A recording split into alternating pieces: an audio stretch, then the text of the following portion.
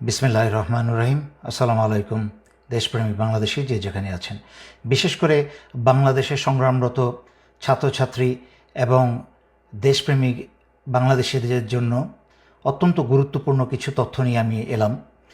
আমি এইমাত্র খবর পেলাম যে বাংলাদেশ সশস্ত্র বাহিনী কারফিউ জারি করেছে।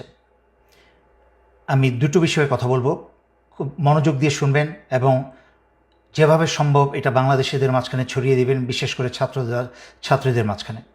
প্রথম কথা হচ্ছে, কারফিউ বাংলাদেশে বহু হয়েছে আগে। কারফিউটা এখানে কোনো বিষয় নয়।